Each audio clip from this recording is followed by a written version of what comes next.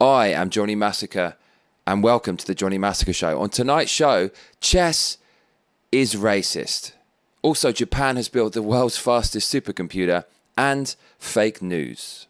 Or should I say fake noose? So yes, chess is racist. Everything's fucking racist. You're racist. We all know racism is everywhere, leaking out of every orifice. And chess is no different. So why do you think chess has become racist? I'll just give you a few seconds to guess. Have a think about it. I'm going to take you over now to the Jerusalem Post that says top chess personalities slam ABC for questioning if chess is racist. Now, these kind of things used to seem like parodies, but now actually you see so much ridiculous news like this that you actually pretty much know it's true as soon as you see it, unfortunately. Here it is.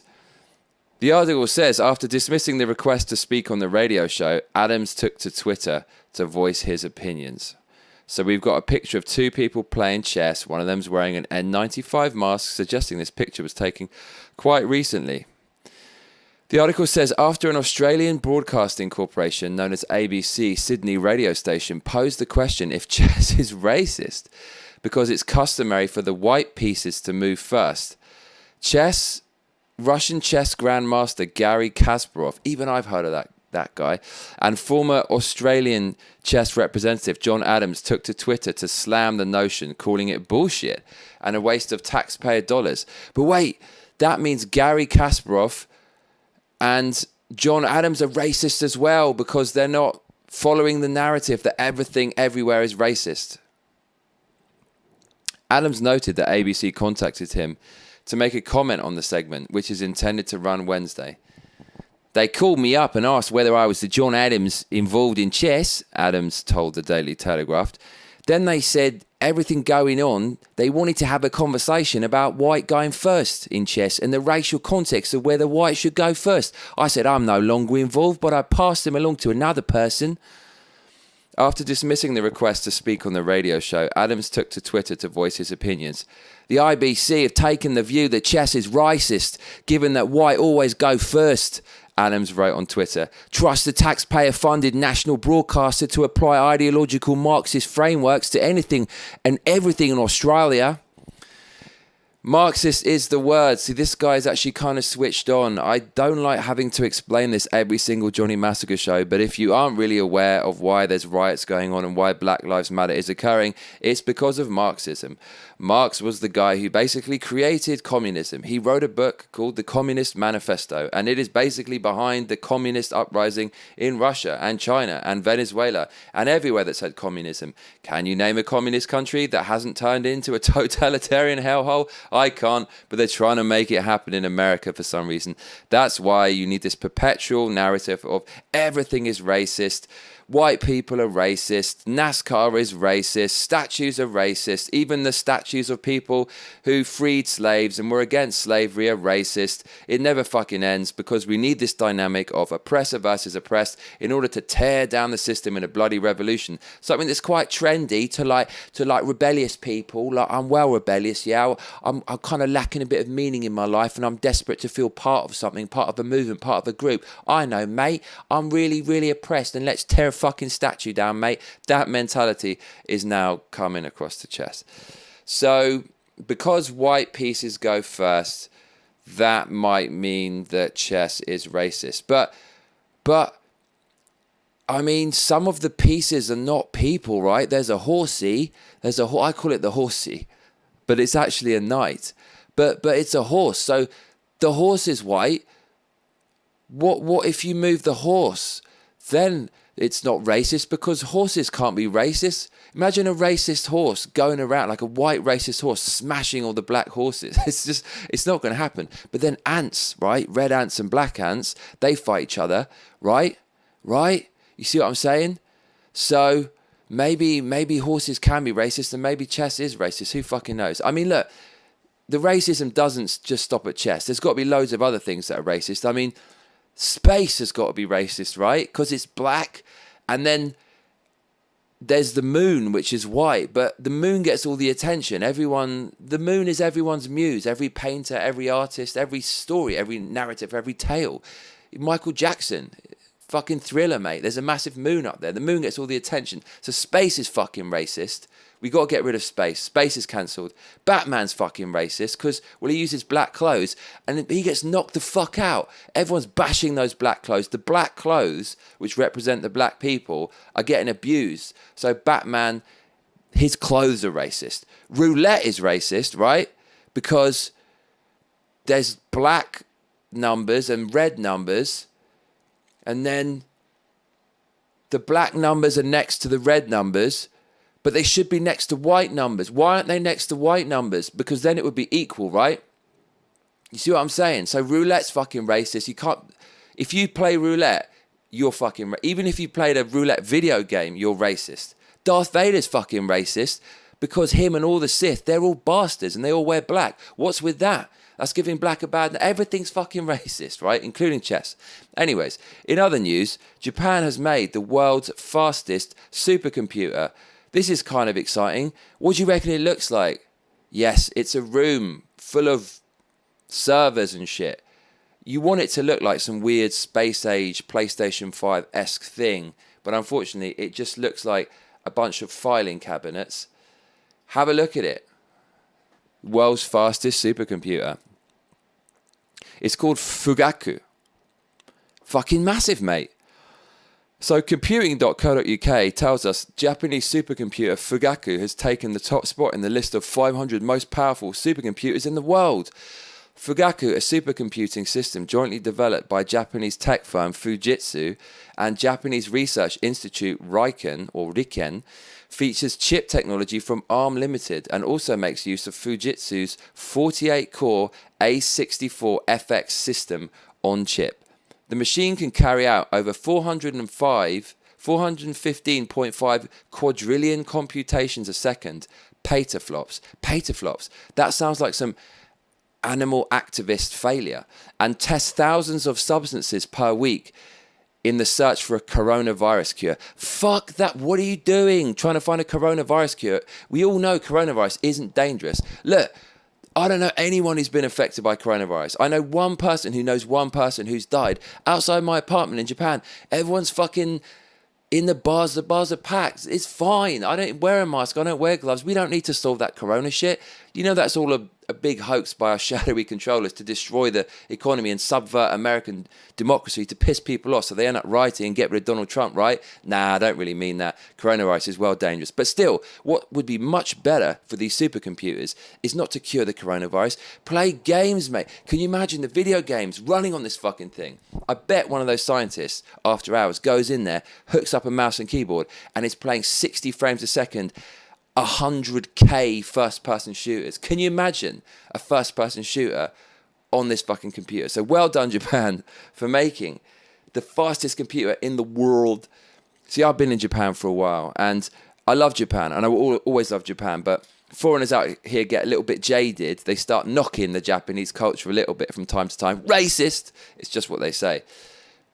But that said, Japanese scientists, fucking hell, mate, they are pretty damn good. And finally for today, oh man, fake noose. So there was a NASCAR driver who apparently found a noose in the place where his car is kept. And he's kind of significant because he's the only black guy in NASCAR. And because a noose was found, news articles were run saying someone put it there because they wanted it to be like the nooses that hung black people from trees. And when I saw it, I remembered the Jussie Smollett, whatever his fucking name is, that gay black actor who faked a hate crime to get beaten up in order to basically cash in on the lucrative world of victimhood, and he got found out for it, and he still got excused. Obama, the most crooked guy ever, fucking let him off, mate. Who's the real criminal? Anyways, so then I saw this about the noose, and I thought, okay, all right, looks a little bit like that Jussie Smollett case, but I don't want to be racist, so I'll just wait until I see what happens. And I did. I just thought I'll wait and see what happened. And guess what? Guess what? Apparently, that noose, there's photographic evidence showing it had been in the garage or garage. How do you American people say it?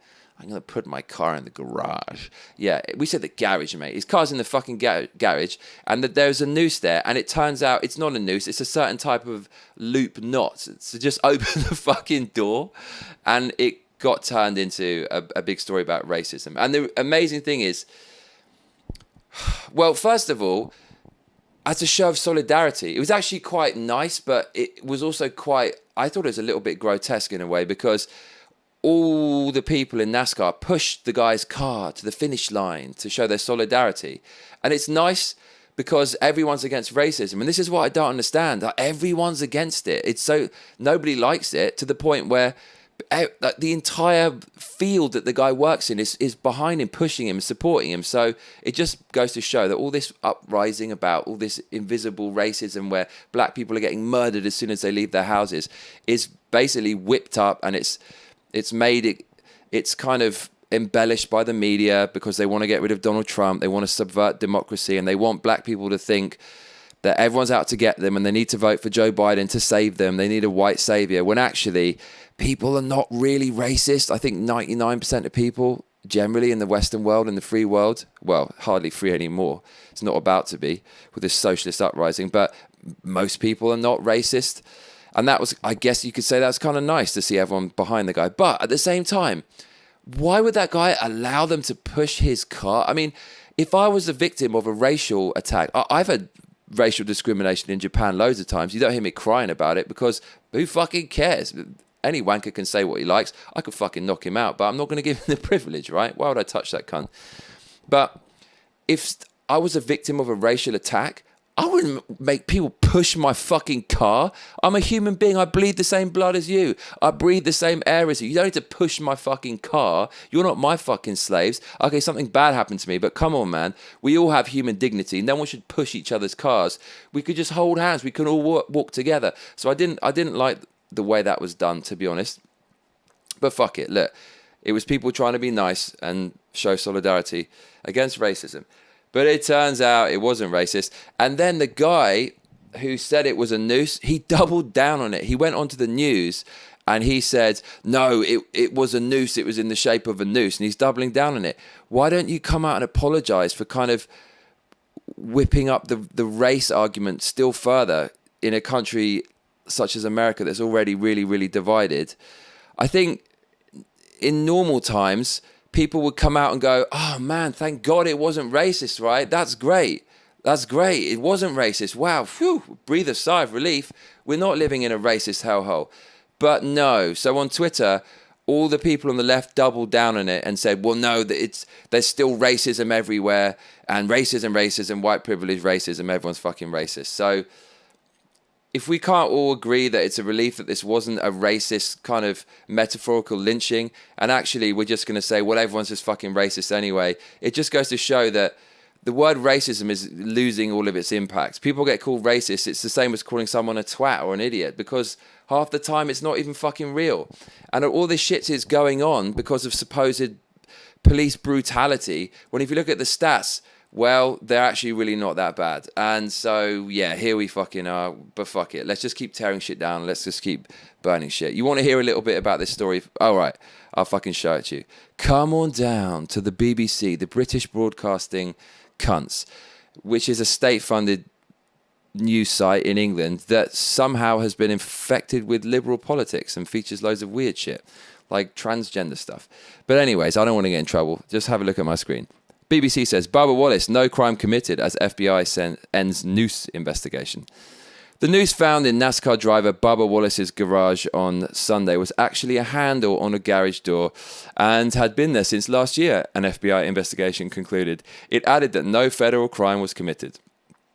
Wallace, the sole full-time black driver in NASCAR, successfully pushed to ban the Confederate flag from races. NASCAR said it was thankful to learn that this was not an intentional racist act against Bubba. However, Wallace said the image he saw of what was hanging in my garage is not a garage pull.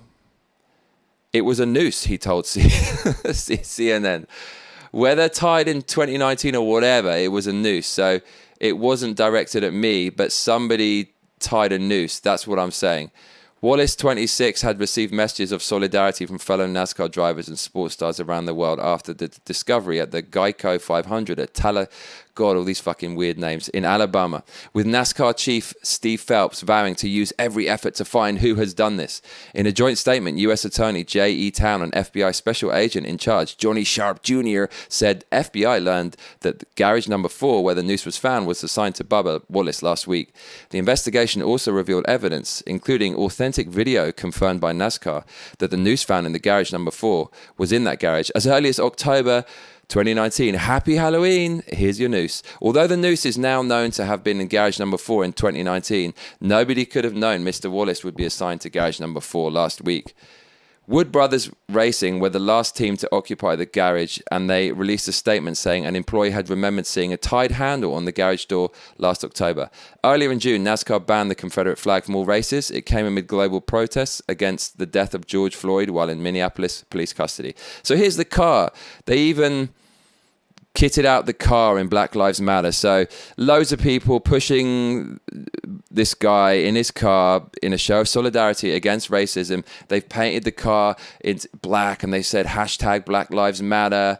And this is really important, and black people are getting victimized everywhere, and black people can't do anything without it being racist. And oh man, we've got to tear all the statues down. Oh shit, actually, it was just a rope hanging on the door that meant nothing. But that doesn't mean anything to these people because they want there to be racism in order to get rid of Donald Trump. That's all this has come down to. But if you say that, no, you're racist. And that's part of the reason they're so confident of getting rid of Donald Trump, because you can't criticize this aggressive Marxist movement. And even the people such as this NASCAR driver who clearly earn some good money from doing what they do, they obviously feel that victimhood is lucrative. Look at Colin Kaepernick. He earns tens of millions of dollars from being a shit American football player who can't get a job with any team because he's shit. And yet he becomes the face of Nike because victimhood is lucrative. So look, you know what this is all about? The money. That's what it comes down to. And that is very, very, very sad. I don't want that to be the case, but it is. And this is really just blown out of proportion by the media. And it means that more people now, when there are cases of racism, they're not going to be believed because the media is so keen on pushing the narrative, and that comes at the cost of anything else. So this really is an injustice. So in other news today, Apple are kind of trying to become like a tale in George Orwell's 1984. So why don't you come on over to my screen? Look at this. Apple Watch will prompt wearers to wash hands for 20 seconds. This is on the metro.co.uk. It says, one of the single best things all of us can do to prevent the spread of the coronavirus is to make sure we're washing our hands thoroughly and regularly. Yay, thanks for telling me that, but I don't even bother doing it because I'm just not afraid of the coronavirus. What if I think the coronavirus is a hoax? Not saying I actually think that. I'm just saying, hypothetically speaking, what if I think that? I genuinely believe it's a hoax. Do I still have to wash my hands? Are you going to force me to do it? Is Big Brother going to make me do that? Is Big Brother listening to this YouTube show? But yeah, the Metro says one of the best things we can do is wash our hands. Thanks for reminding us. As part of its annual developer conference, tech giant Apple revealed a new feature for the Apple Watch that prompts wearers to wash their hands for 20 seconds. Oh, wow. Both the World Health Organization and NHS recommend washing hands for at least 20 seconds to stop the spread of the C word. World Health Organization, the people that denied that the C word was contagious even when everybody knew it was, and Taiwan said it was contagious and had human-to-human transmission on 31st of December 2019. Ooh, WHO said on January 14th that it wasn't contagious. But let's listen to WHO now about washing our fucking hands, shall we? And the NHS as well. NHS, in England, they are the National Health Service, and they are responsible for one of the worst spreads of COVID in the world. But let's listen to them. Let's listen to these people, and let's listen to Apple, who are going to remind us what to do.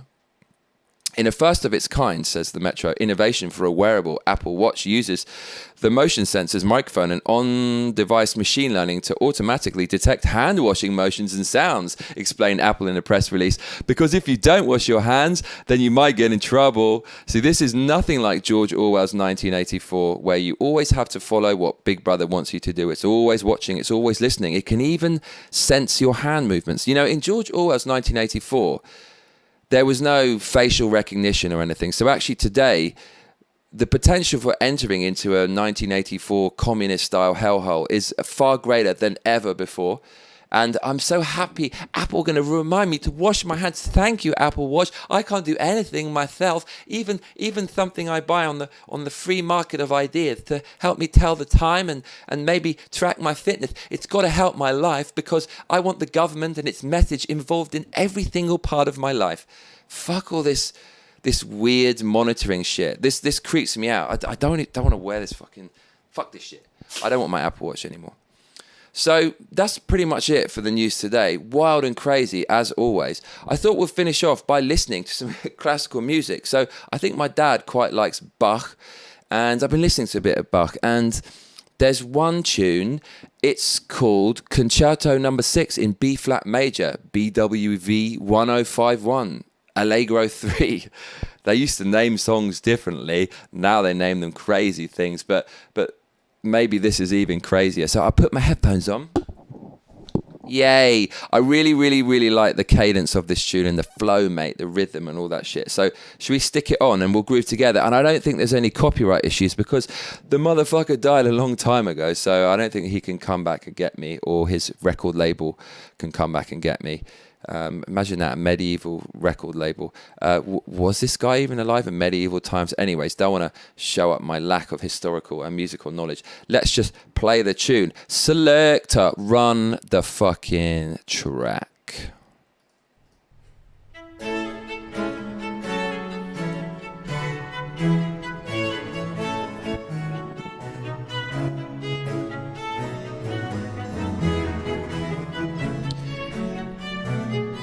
What a fine day to come across a young whippersnapper in the maze. I was just out hunting pheasants, and I came across young Buxley. I said, Buxley, you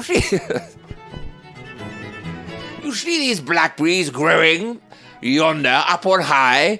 Don't you bloody dare have even just a nibble, or I'll be serving your head on a silver platter to the king come Monday morn. I don't know why I think of medieval shit to these tunes, but that's the vibe.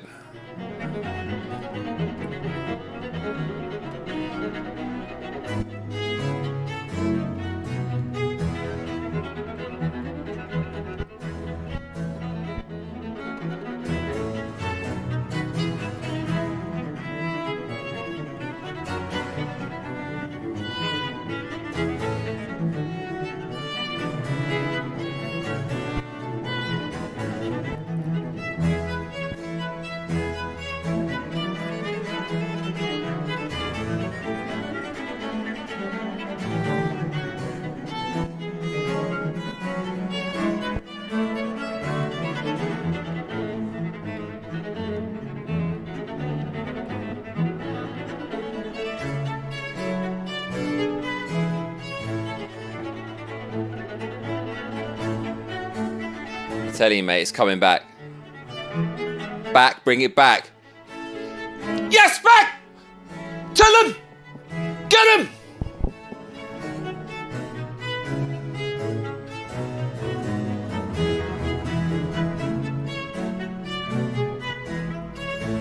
Buck is generous. He keeps taking us back to that main hook.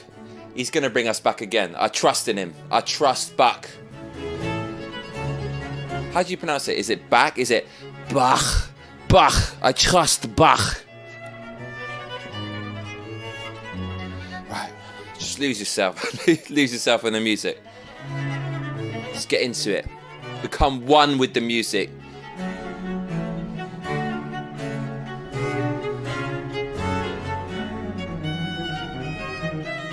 See, this is kind of similar to before with a darker twist. I love the way it has the thread of continuity weaving through it. Feel the tension. He's going to flip the tension on its head in 1 second, I guarantee it. That's my man Bach. That's how he does it. He's going to bring us on home. Take us home, Bach. Take us home, mate. Take us home. Take us home, baby.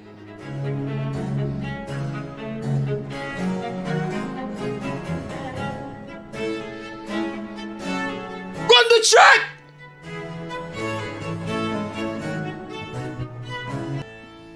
Oh my God, what a fucking tune! That is by Bach, and it is called, just one more time, Concerto number 6 in B flat major, Allegro. Oh man, I feel moved. Okay, that's a kind of a happy way to end the show. I want to end on a really positive note. Look, I tell you what, yeah, this is what I think, right? It's right versus left. It's white versus black. It's us against them, right? But do you know what? I think the wool has been pulled over our eyes, because before all of this crazy shit, before Trump and before the media was whipping up the intersectional politics and the divisive kind of news coverage and shit, I think people are the same before that and after. I just think the internet and the legacy media being funneled through the channels of Twitter, Facebook, Google and all that has just made people go insane with their thirst for knowledge, and their thirst is being capitalized on by these evil corporations. I think we're the same before and we're the same after. And I would have classed myself as a liberal before all this shit, and now I'm classed as a conservative by them because I'm not as radical as the left have become. But I just think we're all the same, because when I don't talk about politics, I know people that are hardcore liberal, and I read their Twitter feeds, and it's the most hardcore liberal stuff. I disagree with all of it. But when I talk to them, I don't talk about politics, and we're so courteous to each other. I'm so respectful. How's your family? How are they doing? You know, I wish them all the best. I hope everything's all right during the C word and stuff. And we're so cordial and kind to each other and warm to each other. And all it would take is one bit of tribal vocabulary in the mix to set us off, to kind of activate our brainwashing. But really, I think underneath all this crazy news, we are weirdly united. Nobody likes racism. And I just think this is getting blown out of proportion. And I think people are taking advantage of it, the shadowy powers that be. And I think underneath everything, we are on the same page. And I'm optimistic. Things can right themselves. The thing I'm worried about is it's going to take some serious crisis or something really horrible to happen to unite us. And I don't want it to come to that. So whatever you believe, whatever your political leaning, I do not give a fuck. I believe in individual liberty, and I believe in the West. I believe in America. I believe in Europe. I believe in the UK, where I'm from, and Germany, where my mother's from. And I think we all value freedom. And I think we all hate racism. And I think 99% of people I would say in England and America at least, just want to be free and want to be happy and want to get along with each other. So I want to leave it on that note, a positive note, because that is really how I am feeling today. I do hope you enjoyed the show. I've been Johnny Massacre, and I'll tell you what, mate, you better be back for the next video. Otherwise, I'll be coming around your house. Make sure to like and subscribe and hit that notification bell, because that is what all those other cunts tell you to do. Laters.